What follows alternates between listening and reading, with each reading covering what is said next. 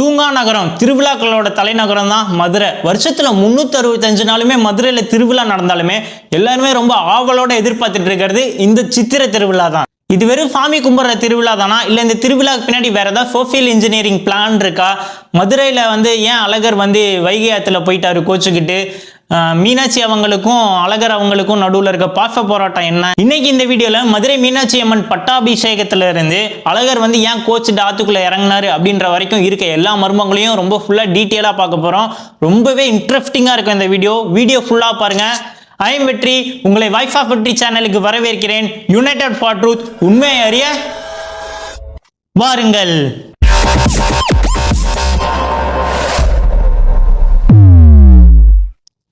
Voice army, first ஒரு விஷயம் நல்லா தெரிஞ்சுக்கோங்க. முதல்ல பார்த்தீங்க அப்படின்னா மதுரை மீனாட்சி அம்மன் திருவிழாவாக இருந்தாலும் சரி, அழகர் ஆற்றுல இறங்குற திருவிழாவாக இருந்தாலும் சரி, ரெண்டுமே வேற வேற திருவிழாவாக இருந்தது. இது ரெண்டையுமே ஒன்று சேர்த்தது யார் தெரியுமா? மதுரை திருமலை நாயக்கர் மன்னன் தான் ஒன்று சேர்த்தாரு. ஏன் இதை செஞ்சாரு? மக்கள் எல்லாருமே ஜாதி மதத்தை தாண்டி எல்லாருமே ஒற்றுமையாக இருக்கணும், விவசாயம் நல்லா செழிக்கணும் அப்படின்றதுக்காக இவர் போட்ட ஒரு மாஸ்டர் பிளான் தான் இந்த ஸ்கெட்சே.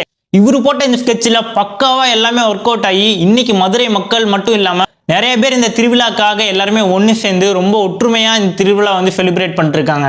இதுதான் மதுரையோட பலமே. வாய்ஸ் ஆர்மி, ஒரு முக்கியமான வரலாற்று ரகசியத்தை பத்தி உங்ககிட்ட சொல்ல போறேன்.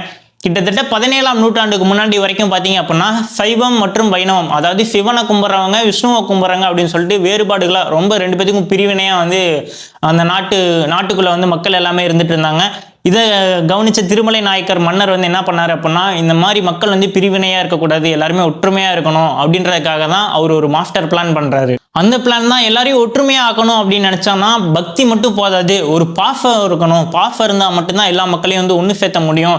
அப்படின்றதுக்காக அவர் ஏற்படுத்தினப்பட்ட இந்த திருவிழா தான் மதுரை மீனாட்சி அழகர் ஆத்துல இறங்குற சித்திரை திருவிழா. மதுரை மீனாட்சி அம்மனை தங்கச்சியாகவும் கள்ளழகர் அவர்களை அண்ணனாகவும் சித்தரிக்கிறாரு. மதுரை மீனாட்சி அம்மனுக்கு கல்யாணம் நடக்குது. யார் கூடன்னு பார்த்தீங்கன்னா சொக்கநாதர், அதாவது சிவன் அவர்கள் கூட கல்யாணம் நடக்குது. ஸோ ஒரு அண்ணன் தங்கச்சி இருக்காங்க அப்படின்னா தங்கச்சி கல்யாணம் நடக்கும்போது அண்ணன் சீர் கொண்டு வரணுன்றது தானே முறை. ஸோ அதை பேஸ் பண்ணி இந்த கான்செப்டை அவர் கிரியேட் பண்றாரு. இது மக்கள் கிட்ட பார்த்தீங்க அப்படின்னா ஒரு பயங்கரமான எமோஷனல் அட்டாச்மெண்ட் உருவாக்குது. அதுதான் இந்த காலத்தில் பார்த்தீங்க அப்படின்னா ஒரு மிகப்பெரிய சோசியல் இன்ஜினியரிங்காக உருவாகுது. அதாவது பார்த்தீங்க அப்படின்னா இந்த சித்திரை திருவிழான்றது விவசாயிகள் எல்லாருமே அறுவடையெல்லாம் முடிச்சுட்டு ரிலாக்ஸாக இருக்க ஒரு டைம். இதே டைமில் பார்த்தீங்க அப்படின்னா இந்த திருவிழா வச்சதுக்கான முக்கிய காரணமே பார்த்தீங்க அப்படின்னா விவசாயிகளும் ஒன்றா செலிப்ரேட் பண்ணுவாங்க, டவுனில் இருக்க மக்களும் ஒன்றா செலிப்ரேட் பண்ணுவாங்க. ஸோ எல்லாருமே ஒற்றுமையாக ஒரு விஷயத்தை கொண்டாடணும், திருவிழாவை செலிப்ரேட் பண்ணணும் அப்படின்றக்காக இந்த சித்திரை திருவிழா கரெக்டாக இந்த டைமில் ஃபிக்ஸ் பண்ணாரு. இந்த மாதிரி கிராமத்து மக்களும் நகரத்து மக்களும் ஒரே டைம்ல ஒன்னா திருவிழா அப்படின்றனால கூறனால மதுரை ஒரு எக்கனாமிக் ஹப்பா, அதாவது பொருளாதாரத்துல வருஷம் பார்த்தீங்கன்னா இந்த டைம் வந்துருச்சு அப்படின்னாலே எங்கேயோ போயிடும், பீக்குக்கு போயிடும். இதுதான் மதுரை திருமலை நாயக்கர் அவர்களோட மிகப்பெரிய மாஸ்டர் பிளான், அதாவது ராஜதந்திரம். இப்போ இந்த திருவிழாவோட முக்கியமான எமோஷனல் பார்ட்டுக்கு வருவோம். தங்கச்சி மீனாட்சி அவர்களுக்கு கல்யாணம் ஆகுது அப்படின்னு தெரிஞ்சோடனே அழகர் மலையிலேருந்து சீர்வரிசை எல்லாமே தங்கச்சியை பார்க்கணும், தங்கச்சி கல்யாணம் அப்படின்றனால கொண்டு வராரு. தங்கம், வைரம், வெள்ளி, வைடூரியம் எக்கச்சக்கமான சீர்வரிசையை கொண்டு வராரு. அவர் வர்ற வழியில பார்த்தீங்க அப்படின்னா அவருக்கு ஒரு தடை வருது. என்னன்னு பார்த்தீங்கன்னா மாண்டூக மகரிஷி அப்படின்னு சொல்லி ஒரு முனிவர் இருக்காரு. அவர் இவர்கிட்ட ஒரு சாப விமோச்சனம் கேட்கறாரு. ஸோ அதை கொடுத்துட்டு இவர் மதுரைக்கு வர்றதுக்கு பார்த்தீங்கன்னா கொஞ்சம் டிலே ஆயிருது. அந்த சாப விமோச்சனம்லாம் முடிச்சுட்டு தங்கச்சி கல்யாணத்துக்கு போகணுமே, லேட் ஆயிடுச்சுன்னு சொல்லிட்டு அவர் வேகமாக வைகை ஆத்தாங்கரையில் நிற்கிறாரு. அப்போதான் அவருக்கு விஷயமே தெரிய வருது, ஆல்ரெடி தங்கச்சிக்கு கல்யாணம் முடிஞ்சிருச்சு அப்படின்றது. தன்னோட தங்கச்சியோட கல்யாணத்தை எல்லாரும் முன்னாடியே நின்று நடத்தணும்னு ஆசைப்பட்ட அவரு தங்கச்சிக்கு ஆல்ரெடி கல்யாணம் நடந்து முடிஞ்சிருச்சு அப்படின்னு நினைச்சோன்னே ரொம்ப அப்படியே கோவமாயிடுறாரு. வாழணும்னு நினைச்ச வந்தவனை வாசல்லையே நிறுத்தி அனுப்பிச்சிட்டீங்களாடா அப்படின்ற மாதிரி தான் இந்த இன்சிடென்ட் அவருக்கு ரொம்ப கோவத்தை வர வச்சுது. தங்கச்சி கல்யாணத்தை எப்படி நான் இல்லாமல் நடத்தலாம் அப்படின்ற மாதிரி ரொம்பவே கோவப்பட்டு திடீர்னு ஆத்துக்குள்ள அவர் பாட்டுக்கு போயிடுறாரு. இதுல ஒரு இன்ட்ரெஸ்டிங்கான விஷயம் என்னன்னா, அழகர் அவர்களுக்கு தங்கச்சி மேல கோபம் கிடையாது, அந்த சுச்சுவேஷன் மேலதான் கோபம். என்னடா நம்மளால வர முடியலையே, நம்ம தங்கச்சியோட கல்யாணத்தை நம்மளால பார்க்க முடியல, முன்ன நின்று நடத்த முடியல அப்படின்னு சொல்லிட்டு அந்த சுச்சுவேஷன் மேலதான் அவருக்கு ரொம்ப கோபம். இது பார்த்தீங்க அப்படின்னா நம்ம ரிலேட்டிவ் சைடில் நம்ம ஹியூமனோட எமோஷனலே நம்ம அட்டாச் பண்ணிக்கலாம். எப்படின்னா நம்ம அண்ணன் தம்பிக்குள்ள சண்டை, அக்கா தங்கச்சிக்குள்ள சண்டை, இந்த மாதிரிலாம் நம்ம தள்ளி நிற்போல சேம் அதே கான்செப்ட் தான் இவருக்கு வந்து கோவம் வந்தோடனே தங்கச்சியை விட்டு தள்ளி போயிடுறாரு. அதாவது கோவம் வந்து இவர் ஆத்துக்குள்ள இறங்கி தனியா போயிடுறாரு. இந்த விஷயம் கேள்விப்பட்ட மீனாட்சி அவர்கள் வந்து தன்னோட கணவர் சொக்கநாதர் அதாவது சிவன் அவர்களையும் கூட்டிக்கிட்டு தன்னோட அண்ணனை பார்க்கறதுக்காக ஆத்தங்கரைக்கே டைரக்டா 2 பேருமே வந்து அவர் கொண்டு வந்த சீர்வரிசையெல்லாம் வாங்கிட்டு போனாங்க அப்படின்ற மாதிரி ஒரு ஐதீகமும் சொல்லப்படுது. இது எந்த அளவுக்கு உண்மை, ஆக்சுவலா இந்த கதையை ஒரு ஃபிக்ஷன் தான், பட் இந்த மாதிரியும் வந்து சொல்லப்படுது. என்னதான் பெரிய கடவுளாவே இருந்தாலும் அவங்களுக்குள்ளார பாத்தீங்க அப்படின்னா இந்த அண்ணன் தம்பி அண்ணன் தங்கச்சி அப்படின்னு சொல்லிட்டு இந்த ரிலேஷன்ஷிப்போட இந்த பாச போராட்டம்லாம் இருக்கு பாத்தீங்களா, இதெல்லாம் வந்து இந்த திருவிழாவோட ஹைலைட்டே வந்து இந்த பாச போராட்டம் தான். இதுதான் வந்து மக்களோட வந்து ரொம்ப எமோஷனலாக அட்டாச் ஆயிருக்கனால இந்த திருவிழா வந்து அவ்வளோ பேர் ரொம்ப வெகு விமர்சையாக வந்து கொண்டாடிட்டு வராங்க.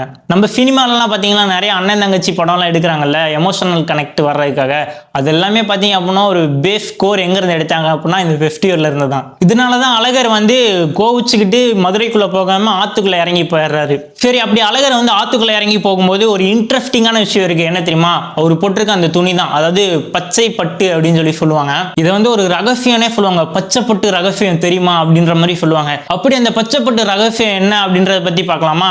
ஆக்சுவலா வந்து அழகர் ஆத்துக்குள்ள இறங்கி போகும்போது அவர் என்ன கலரை பட்டு உடுத்தி இருக்காரோ அது பொறுத்து தான் அந்த வருஷம் வந்து ஃபுல்லாவே இருக்கும் அப்படின்னு அங்க இருக்க மக்கள் எல்லாமே நம்புறாங்க. அதுபடி பார்த்தீங்க அப்படின்னா அழகர் ஆற்றுல இறங்கும்போது அவர் பச்சை கலரில் பட்டு துணி உடுத்தியிருந்தாரு அப்படின்னா அந்த வருஷம் ஃபுல்லாகவே வந்து இயற்கை, அதாவது மழை வந்து நிறையா பொழியும், விவசாயம் நல்லா செழிக்கும், நாட்டு மக்கள் எல்லாமே பச்சை பசைன்னு வளங்களோட நல்லா இருப்பாங்க அப்படின்றது அந்த மக்களோட நம்பிக்கை. ஒரு பச்சை கலரில் மட்டும் பட்டு துணி உடுத்தியிருந்தாருன்னு வைங்களேன், அங்கே இருக்க மக்கள் எல்லாமே ரொம்ப ஹாப்பியாக மாறிடுவாங்க.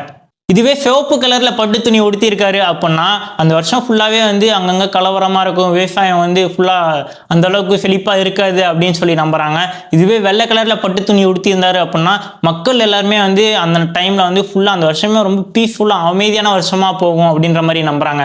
இதுவே மஞ்சள் கலர்ல பட்டு துணியை உடுத்தி இருந்தாரு அப்படின்னா அந்த வருஷம் ஃபுல்லாவே வந்து சுப முகூர்த்தமான நிகழ்ச்சி, அதாவது சுப நிகழ்ச்சிகள் வந்து அதிகமா நடக்கும், கல்யாணமா காது குத்து விசேஷம் அந்த மாதிரி அந்த வருஷம் ஃபுல்லாவே வந்து ஒரு மங்களகரமான ஆண்டா வந்து ஃபுல்லா போயிட்டு இருக்கும். ஆனா இங்கதான் ஒரு டிஃப்ட் இருக்கு. என்னன்னா அழகர் ஆத்துல இறங்கும்போது அந்த அர்ச்சகர் இருப்பார்ல, அவருக்கே தெரியாது அந்த பெட்டிக்குள்ளார என்ன கலர்ல பட்டு துணி இருக்கு அப்படின்னு சொல்லிட்டு. இது வந்து கேட்டா பெருமாள் அவர்களோட ஐதீகம், அது வந்து கடவுளோட முடிவு அப்படின்ற மாதிரி சொல்றாங்க. ஸோ இந்த வருஷம் அழகர் ஆற்றுல இறங்கும்போது அவர் என்ன கலரில் பட்டு துணி உடுத்திருப்பாரு அப்படின்னு நீங்கள் நினைக்கிறீங்க அப்படின்றத மறக்காமல் கமெண்ட் பண்ணுங்கள். ரொம்ப இன்ட்ரெஸ்டிங்காக இருக்குல்ல இந்த விஷயம் எல்லாமே. யோசிச்சு பாருங்க, 2000 வருஷமாவே வந்து ஒரு கலரை வச்சு இந்த வருஷம் வந்து இப்படி போகும் அப்படின்னு சொல்லி மக்கள் வந்து தொடர்ந்து கணிச்சுக்கிட்டே அதை ஃபாலோ பண்ணிட்டே வராங்க அப்படின்னா இப்போ அந்த மக்களோட மென்டாலிட்டி மைண்ட் செட் வந்து எந்த அளவுக்கு அது மேலே வந்து ஒரு நம்பிக்கையாக இருக்கும் அப்படின்னு சொல்லிட்டு. ஓகே, இப்போ கடைசியாக பார்த்தோம் அப்படின்னா இதுக்கு பின்னாடி இருக்க ஒரு மார்பல் இன்ஜினியரிங், அதாவது பார்த்தீங்க அப்படின்னா ஒரு சாதாரண இடத்துல சிட்டிக்குள்ளே கூட பார்த்தீங்க அப்படின்னா அவ்வளோ மக்கள் வந்து கூடுறதுன்றது ரொம்ப கஷ்டம். ஆனால் இந்த இடத்துல வருஷம் பார்த்தீங்கன்னா 10 லட்சம் 15 லட்சம் 20 லட்சம் மக்கள் வந்து அசால்ட்டாக கூடுறாங்க. அதை வந்து அந்த சிட்டி ஹேண்டில் பண்ணுற விதம் இருக்குது பார்த்தீங்களா, ரொம்ப வந்து பிரமிக்கத்தக்க விஷயம். எப்படி வந்து இதெல்லாம் பாசிபிள் ஆகுது, எப்படி இதெல்லாம் வந்து ஒர்க் அவுட் ஆகுது, அதுக்கு பின்னாடி இருக்க இன்ஜினியரிங் என்ன அப்படின்றத பற்றி பார்க்கலாம்.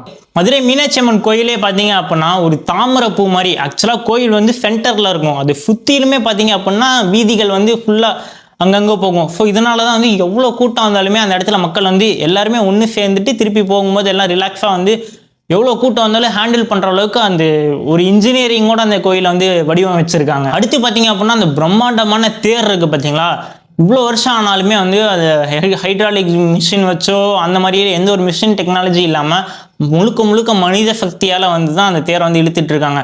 அது திருப்பணும் அப்படின்னா அதுக்காக ஒரு லிவர் மெக்கானிசம்லாம் வச்சுருக்காங்க பார்த்தீங்களா, இது எல்லாமே வந்து ரொம்ப ஆச்சரியப்படுற விஷயமா இருக்கு.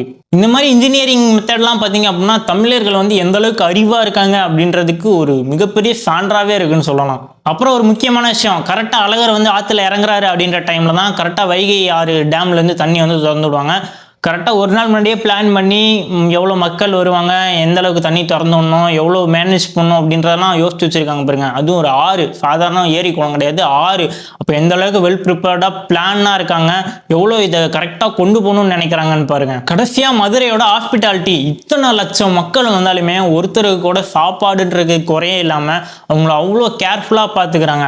இதுதான் வந்து மதுரை மக்களோட அந்த ஒரு பொன்னான மனோன்னே சொல்லலாம். இவ்வளோ மக்கள் ஒன்று கூடி ஒரு மிஷினை இயக்கிற மாதிரி அந்த மதுரை சித்திரை திருவிழான்ற ஃபெஸ்டிவல் வந்து அவ்வளோ பிரம்மாண்டமாக அப்படி கொண்டு போகிறாங்க எல்லாருமே.